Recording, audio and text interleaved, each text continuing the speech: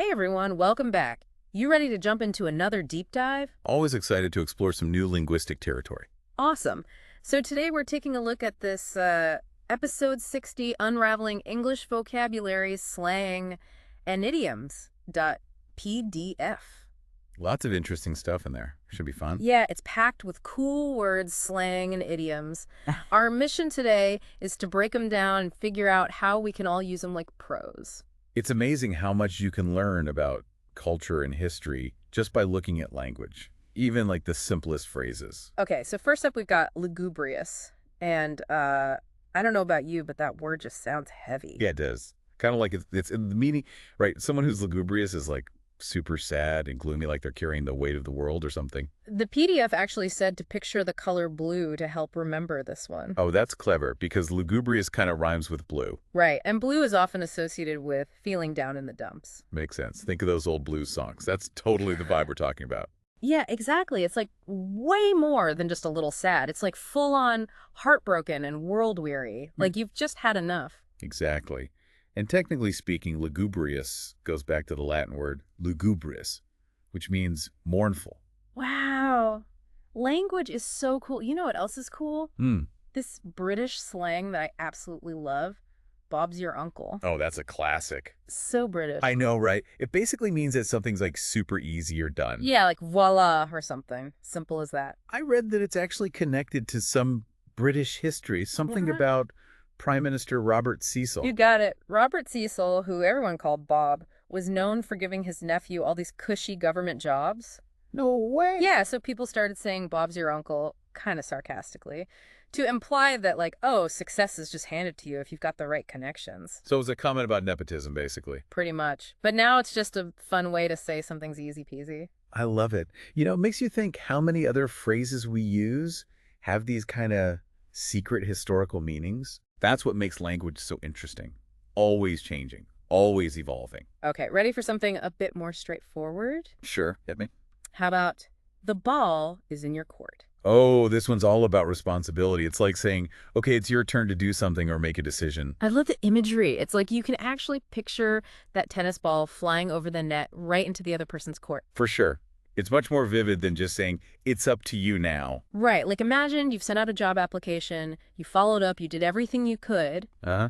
Now you can just be like, well, the ball's in their court now. Takes the pressure off a bit, right? Totally. It's like acknowledging that you've done your part and now it's someone else's move. Makes sense. Okay, last one before we wrap up this first batch. Okay, let's hear it. How about to fill in?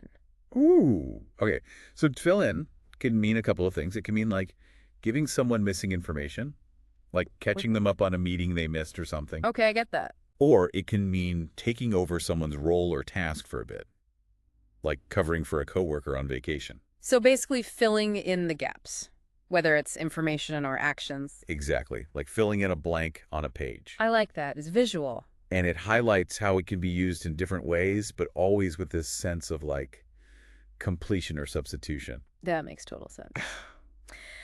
All right, well, that was our first round. We covered sadness, British humor responsibility, and even a little bit of grammar. I'm already feeling smarter. You too? Ready for round two. Bring it on. All right, you ready for some more? Yeah, hit me. Okay, this next one is interesting. It's kind of, well, it's a bit melancholic, I guess you could say. Okay, I like where this is going. Have you ever heard the word wistful? Wistful? I think so. It's like when you're longing for something, right? Yeah, you're on the right track. But there's also like a touch of sadness to it. Exactly. That's a great way to describe it. Wistful implies a kind of yearning for something that you've lost or that you can't have. Oh, I know exactly what you mean. It's like when you look at old photos and you get that kind of happy but sad feeling, like you wish you could go back to that moment. You nailed it. It's happy memories, but with a little bit of sadness mixed in. Yeah, yeah. Or like when you hear a song that reminds you of a specific time in your life. Perfect example. The source actually mentioned that it's helpful to associate wistful with wish. Oh, I see that. Like you're wishing things were different. Or you're wishing you could go back in time. And the thing is, you know it's not possible.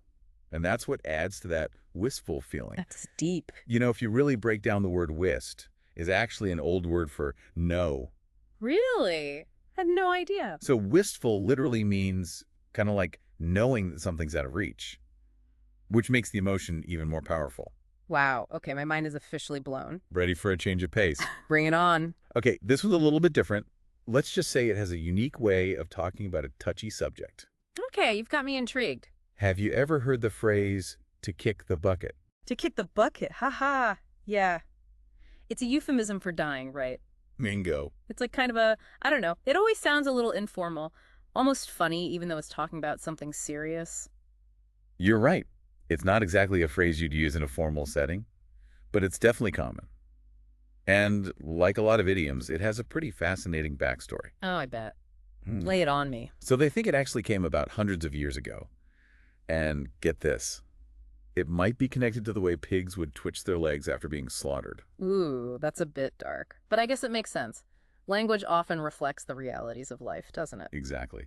Even the unpleasant ones. And those phrases tend to change over time. Like they lose their original shock value and become more everyday language. I think that's what happened with kick the bucket. It probably started as this pretty grim image, but now it's just a lighthearted way, even if it's a little irreverent, to talk about death. I see what you mean. It's like you can acknowledge something sad or difficult without getting too heavy or emotional. Exactly. It's amazing how language evolves like that, like starting with a really specific picture and becoming this broader, almost abstract concept. So we went from the bittersweet yearning of wistful to the colorful euphemism of kick the bucket. English is full of surprises. And we've only scratched the surface, ready to keep digging. Absolutely. Hmm. What else have you got? All right, my brain is officially full. Uh-huh. Well, we've got one more batch of words and phrases to go through. Okay, bring it on. Yep. This next one is all about efficiency, cutting to the chase. Ooh, I like that one. It's like saying, just get to the point, no messing around. Exactly. You want the important stuff, no fluff. The PDF even said it might come from the film industry. Oh, really? Yeah, like how editors would literally cut to the most exciting parts. You like the chase scene. Oh, that makes sense. Get straight to the action. Skip the boring bits. Oh, it's perfect for meetings that are going off topic. You can just be like, can we cut to the chase here? Right. Everyone's busy. Got to respect people's time. Okay, I'm going to try to use that one this week. I think you'll like it. Okay, last one for today. It's all about understanding Okay, hit me.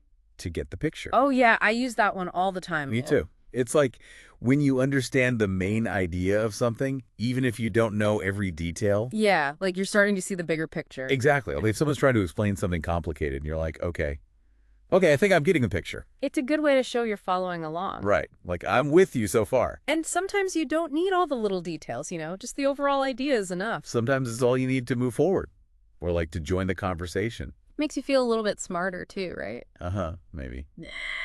All right, well, that was it for today. We covered everything from lugubrious to kick the bucket to cut to the chase. It's been a wild ride. It's amazing how expressive language can be. I know, right? Hopefully everyone listening feels ready to go out there and use all these awesome words and phrases. Yeah, have some fun with it. Language is all about playing and experimenting. And keep learning. Absolutely. Yeah. There's always something new to discover. Yeah. Well, that's all the time we have for today, folks. Until next time.